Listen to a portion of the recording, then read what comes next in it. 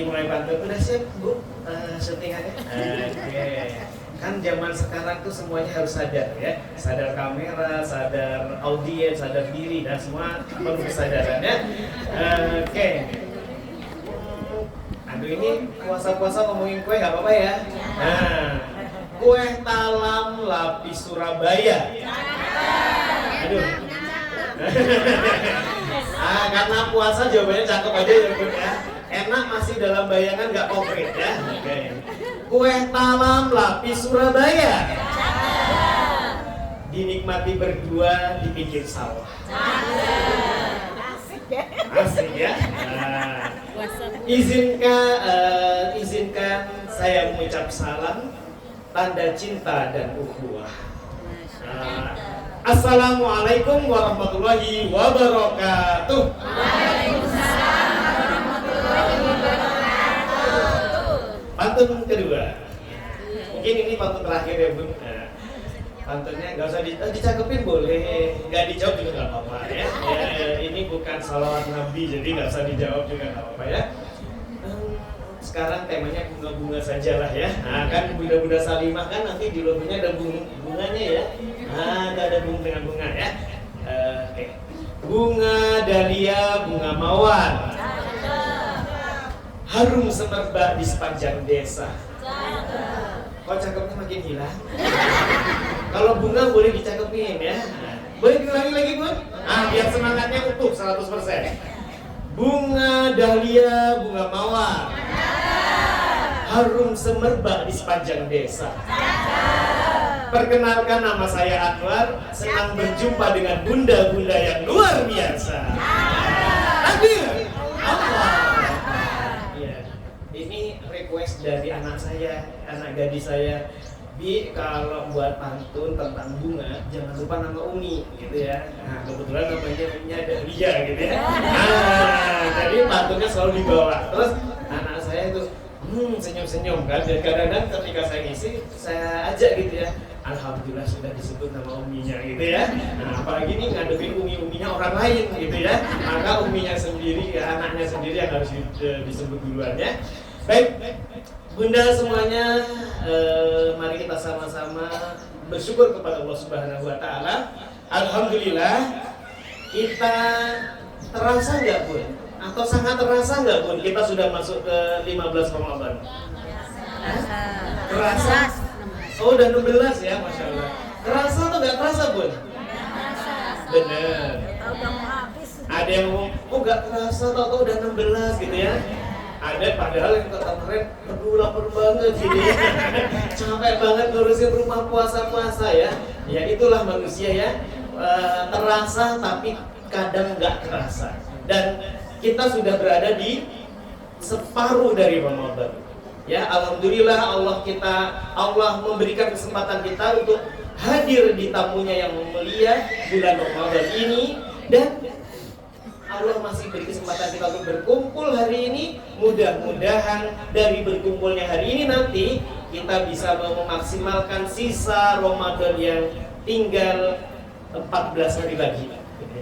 Salawat serta salam semoga tetap tercurahkan kepada teladan kita Nabi Muhammad Sallallahu Alaihi Wasallam. Beliau adalah Rasul yang agung, yang memberikan keteladanan kepada kita semua bagaimana cara hidup yang baik, bagaimana cara hidup yang bahagia, bagaimana cara hidup yang benar, bukan hanya untuk di dunia tapi juga sampai ke akhirat. Siapa beliau? Rasulullah Sallallahu Alaihi Wasallam. Cinta nggak Bun dengan Rasulullah Bun? Apa buktinya? Membaca salawat. Iya. Salah satunya juga senang menghadiri majelis ilmu karena beliau itu adalah orang yang sumber ilmu dan senang bersama sahabatnya dalam majelis ilmu. Dan bunda-bunda hari ini semoga juga termasuk hamba umatnya yang senang dengan majelis ilmu, yang nanti juga mendapatkan syafaat dari beliau di yaumil kiamat. Amin. Ya Rabbal Alamin. Ya Bunda, dalam waktu kurang lebih 45 menit ke depan ya, saya tanya Bun, kita mau ngapain Bun?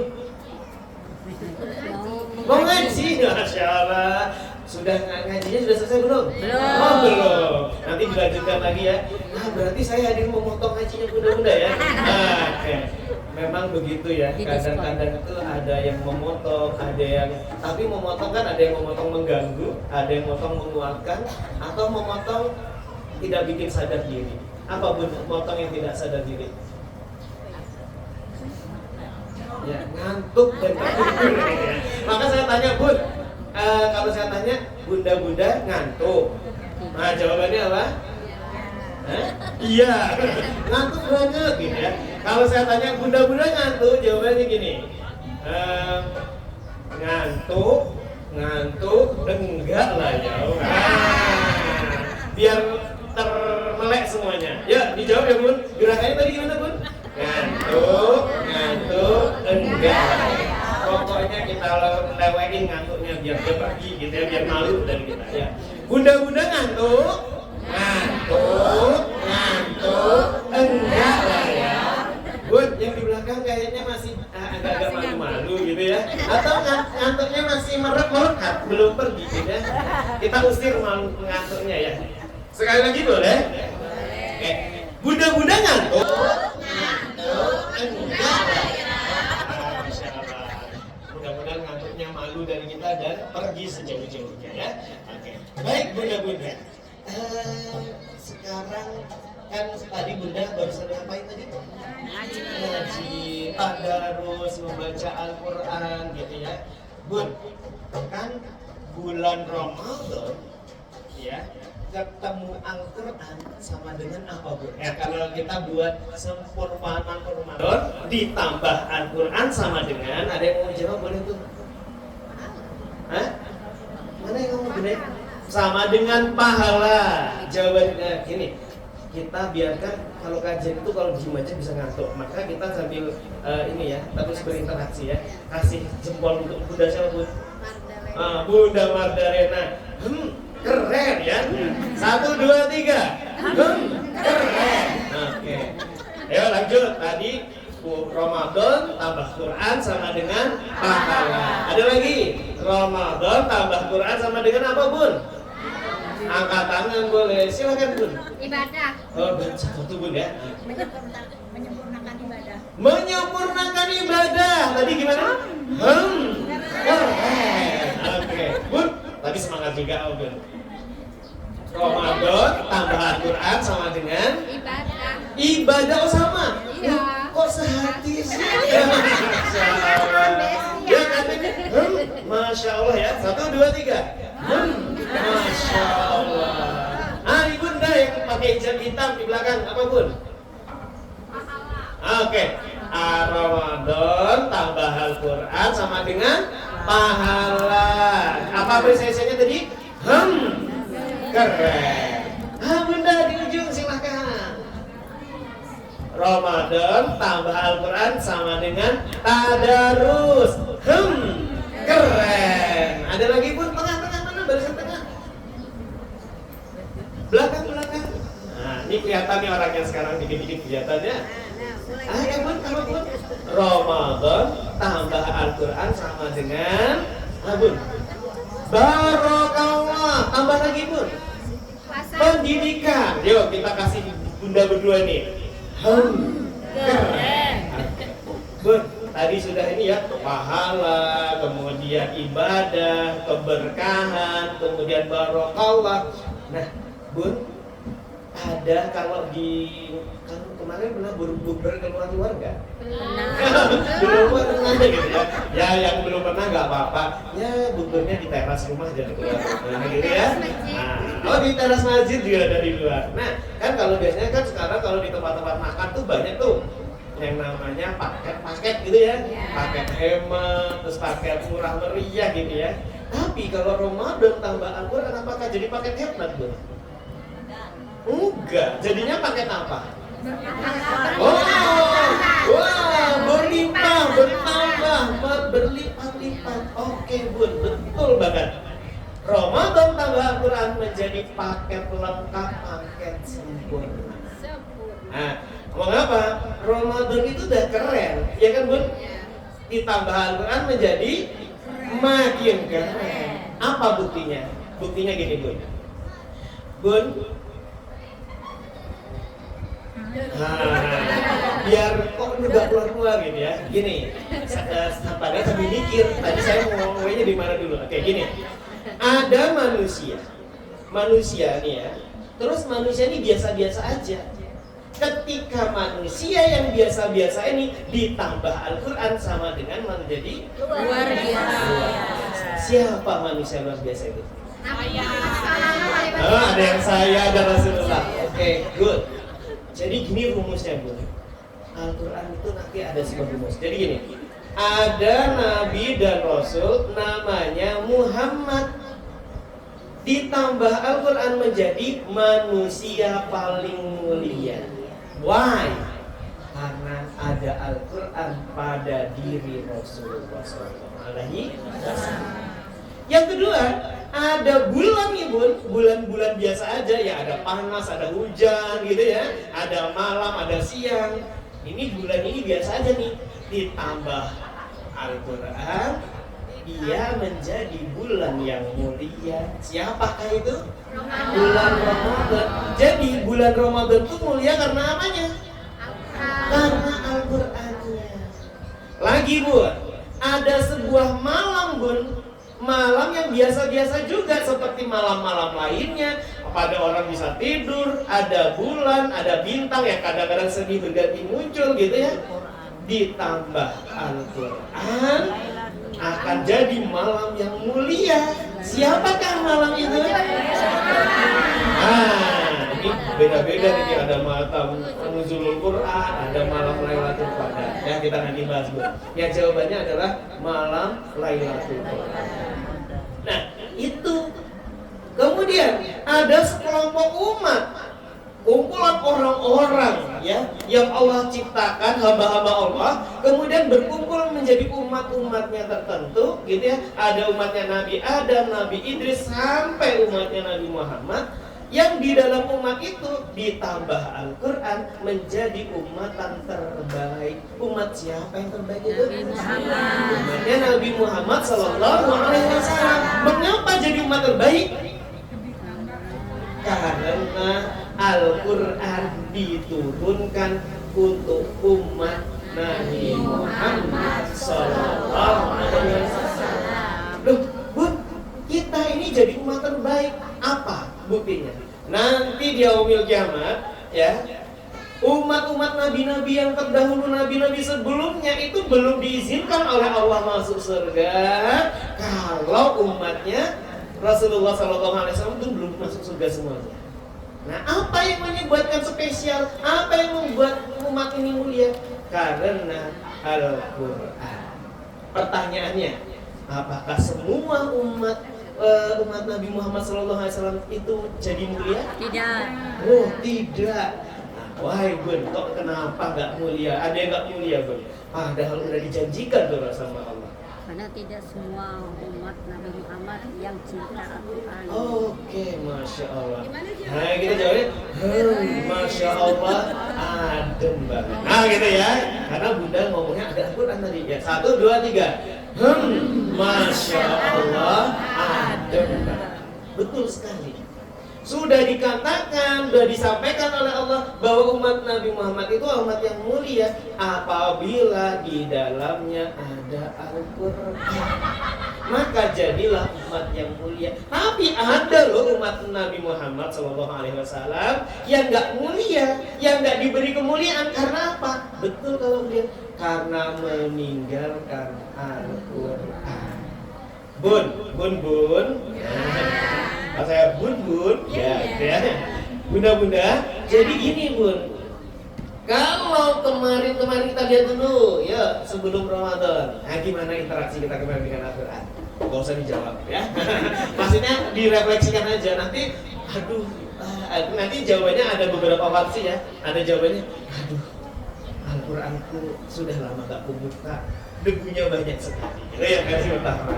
Yang kedua, kadang-kadang baca kalau lagi ada masalah baru buka. Nah, masalah kehidupan gitu ya, masalah rumah tangga baru megang Al-Quran.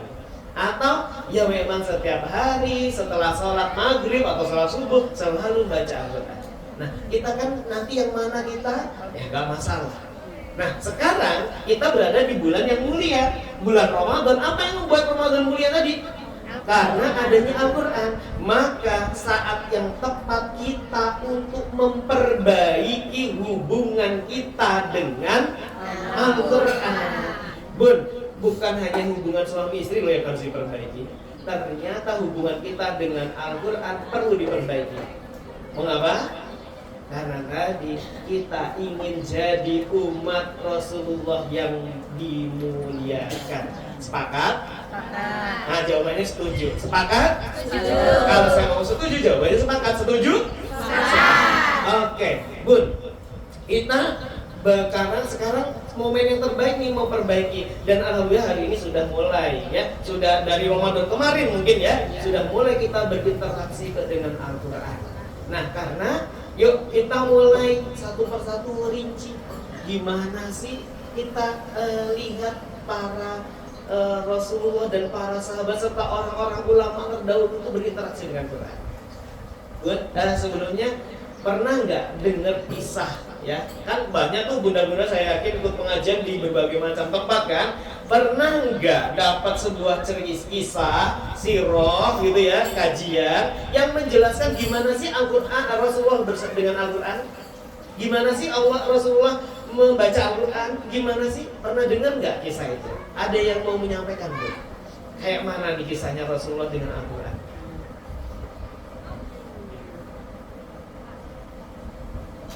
Kok kayak di sana kita di kebun gak ada orang. Tiba-tiba kalau ditanya hilang ya. Bun. Gimana sih pernah nggak cerita dengan kisah Rasulullah membaca Quran? Gimana luar biasanya beliau baca Quran? Ya. Kalau di bulan-bulan di selain Ramadan, beliau itu salah satu yang kisah fenomenal apa? Ketika kisahnya Ibnu Mas'ud mengikuti Rasulullah sholat sunnah gitu ya. Suatu malam Rasulullah sholat gitu ya. Ibnu Mas'ud ini ngikuti sholatnya Rasulullah. Ibnu Mas'ud itu gini loh Bun.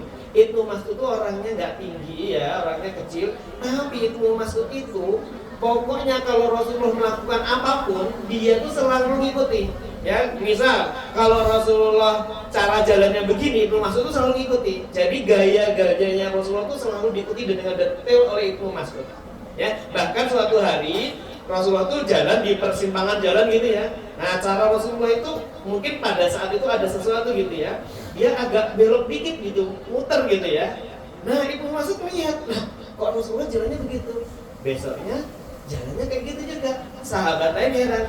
Wahai Ibnu Mas'ud, kenapa kamu jalannya belok dikit ke situ? Padahal kamu tinggal langsung aja gitu ya. Sesungguhnya kemarin aku melihat Rasulullah ketika melintasi jalan ini, Rasulullah melaluinya begini, maka aku ikuti. Ibnu Mas'ud itu pokoknya apa yang dilakukan diikuti. Nah, maka suatu hari ketika Rasulullah sholat, apa yang dilakukan Ibnu Mas'ud? Jadi makmumnya. Nah, apa yang terjadi kisahnya? Singkat ceritanya kisahnya apa? Bacanya Rasulullah gimana? Tartil, good, bener. Terus merdu gitu ya. Terus apa lagi? Tumanina. Terus bacaannya manja. Kalau kita mungkin hobinya trikul ya Bun ya. Nah, nggak apa-apa, nggak ada salah juga selagi itu bacaan Quran. Yang salah itu ya. Oke. Panjang, aduh ini surah Al-Baqarah, mungkin selesai. Enggak selesai gitu ya. Sampai akhirnya Ibnu Mas'ud berpikir, kalau bahasanya sampai saya ini berpikir negatif gitu ya. Berpikirnya jadi nggak bagus gitu ya. Akhirnya nggak bagusnya apa? Bukan berpikir nggak bagus menyindir Rasulullah, nggak bagusnya nih kayaknya aku harus menyelesaikan, jadi memutuskan nggak sholat bareng gitu ya. Nah itu berpikir negatifnya kayak gitu ya. Nah sampailah suatu hari ditanya lah, wahai Rasulullah, mengapa sih engkau sholat gitu ya, sambil baca Al-Quran sepanjang itu gitu ya? Apa kata Rasulullah tuh? Apa kata Rasulullah? Kan Rasulullah sudah diberikan segala keutamaan kan? Sudah maksum, terbebas dari dosa, sudah dibersihkan hatinya. maka itu sebagai bentuk rasa syukur. Maka itulah contoh interaksi Quran. Kalau ada bahkan ada sebuah kajian mengatakan sebenarnya Rasulullah itu dalam sholat malamnya itu sampai menjelang subuh itu juga bisa menyelesaikan satu bacaan Al-Quran. Karena antara berdirinya, rukuknya, sujudnya itu lamanya hampir sama. Nah kalau dihitung-hitung kan para ahli-ahli sirah itu menghitung, oh lamanya itu sekian itu tuh sudah dapat berapa juz. Pada akhirnya Rasulullah itu sudah menyelesaikan satu bacaan Al-Quran dalam sholat. Nah itu contoh Rasulullah. Sanggup kita seperti itu? Sudah dicontohkan dalam sirah itu dengan sempurna. Ibnu Mas'ud saja, siapa sih Ibnu Mas'ud tadi? Sahabat Rasulullah yang bacaan Al-Qurannya itu sampai Rasulullah itu ingin dengarkan langsung ya. Jadi sahabat yang diminta oleh Rasul untuk membaca Al-Quran dan Rasul menyimaknya itu adalah Ibnu Mas'ud. Nah digambarkan Rasulullah Ibnu Mas'ud aja nggak sanggup, maka kita ikuti teladan yang lainnya. Karena apa? Itulah levelnya Rasul. Maka kita juga nggak akan sanggup menyamai itu. Nah, maka dikatakan lagi ada teladan yang kedua. Kita cari ulama lain dalam berinteraksi Al-Quran di bulan Ramadan. Yaitu ada yang namanya nih, Al-Aswad bisa menghatamkan Al-Quran di bulan Ramadan setiap 2 malam. Bun, setiap kapan? Al-Aswad ini 2 malam gitu ya. Nah, ini luar biasa sekali. Nah, kalau di bulan luar Ramadan, Al-Aswad ini menghatamkan dalam 6 malam. Jadi kalau di luar Ramadan, Al-Aswad itu biasanya bacaannya setiap kapan Bun? 6 malam, selesai kurang lebih 1 pekan ya Bun ya. Nah, sementara di bulan Ramadan dia hanya dalam 2 malam. Tuh, gimana interaksi dengan Al-Quran? Masya Allah aja atau Masya Allah banget? Masya Allah pakai banget ya. Maksudnya apa? Kita memuji dan kita meneladani. Nah itu sahabat. Kemudian ada juga sahabat berikutnya, ulama yang berikutnya adalah Qatadah. Ya, Qatadah ini menghatamkan Al-Quran dari 7 hari. Ya, kalau tadi 6 hari ya, ini 7 hari. Kemudian selama di bulan Ramadan ia menghatamkan dalam waktu 3 hari. Nah, jadi 3 hari. Jadi kalau 3 hari setiap harinya dalam satu Ramadan kira-kira hatam berapa kali Bu? 10. 10. 30. Ternyata nggak 10 Bun. Karena di itikaf berkali-kali hatam. Nah gitu ya. Nah itu kalau hitungan kita kan 3 jadinya 10 ya. Tapi kalau para ulama nggak begitu rumusnya ya. Oke. Kita coba lihat juga siapa berikutnya. Imam Syafi'i. Terkenal banget kan Imam Syafi'i? Nah, gimana nih Imam Syafi'i menghatamkan Quran di Ramadan? 60 kali. Very good. Mana tadi bunda yang mana jamnya? Bun, 60 kali menghatamkan Quran, kebayang nggak Bun? Berarti dalam sehari berapa kali Bun kalau dibuat rata-ratanya? 2 kali. Sehari, 1 kali 2. Oh, 2 kali hatam ya kalau 30 hari misalnya gitu ya. Bun? Nah, semakin malu dong kita kayak gini Bun. Padahal Bun, kita itu masuk surga itu saingan kan? Saingan sama siapa masuk surga Bun? Nah, saingannya Abu Bakar, Umar, Utsman, ya karena mereka juga mau masuk surga kan? Nah, para sahabat pengen masuk surga kan? Bunda-bunda pengen masuk surga kan? Nah, maka agar mudah masuk surga saingannya mereka. Maka patokan contohnya ya mereka. Kalau contohnya kanan kirinya Bunda A, Bunda B. Bun, sudah berapa kan anak? Baru 5 halaman. 5 halaman. Bun, berapa? Alhamdulillah sudah 5 juz. Masih 5 juz. Kalau saingannya mungkin kanan kirinya, mungkin semangatnya sama enggak? Atau ini ya kan? Maka saingannya jangan sama tetangganya. Saingannya sama Abu Bakar, sama Imam Syafi'i. Maka kita, ya kalau Imam Syafi'i 60 kali, ya kita meleset-meleset berapa kali Bun? Meleset-meleset ya 6 kali lah ya, 6 hilangnya masih lumayan. Kalau dengan tetangganya, meleset-meleset 6-nya yang hilang, jadi 0. Karena yang disaingi itu levelnya kurang tinggi. Kita itu butuh yang tinggi agar semakin semangat gitu ya. Nah, itu para sahabat dalam berinteraksi dengan Al-Quran. Nah terus kita ini gimana dong ya? Kita ini yang coba Bun, kita ini kategori siapa? Kategori orang awam atau kategori ulama kira-kira? Orang awam. Ya, kalau dalam hal ini langsung mengakui orang awam semangat gitu ya, biar nggak ditargetin 60 kali khatam. Nah, jadi memang secara umum ya para ulama itu mengelompokkan dua kelompok orang dalam membaca Al-Quran dan bagaimana sih nanti triknya, tipsnya ketika berinteraksi dengan Al-Quran. Oke, yang pertama yaitu kategori satu itu kategori orang awam. Orang awam itu apa? Orang yang bisa baca Al-Quran, bisa menghafal Al-Quran, tapi Bun, ya kayak kita ini kadang-kadang nggak ngerti artinya kan Bun ya. Kita ngerti nggak ketika baca artinya? Ya mungkin nggak paham artinya karena berbahasa Arab ya, karena keimanan kita lah walaupun ya Quran setebal ini dengan bahasa Arab yang kita nggak ngerti artinya, kita masih mau membaca. Itu kategori kita yang pertama, orang awam nggak ngerti artinya, jangankan maknanya ya, ini artinya aja nggak ngerti, tapi tetap mau membaca Al-Quran. Maka kata ulama, untuk kategori orang pertama ini diperintahkannya ngapain? Baca. Iya. Baca. Iqra, bacalah sebanyak-banyaknya, semampu kalian membaca, sebanyak-banyaknya dari bacaan Al-Quran itu. Ini para ulama mengajarkan begitu. Nah, maka itulah keutamaan yang bisa diambil dari kategori orang awam tadi. Karena mengapa kita diminta membaca? Karena nilai pahalanya itu dihitung, dihitung 10 kali setiap hurufnya.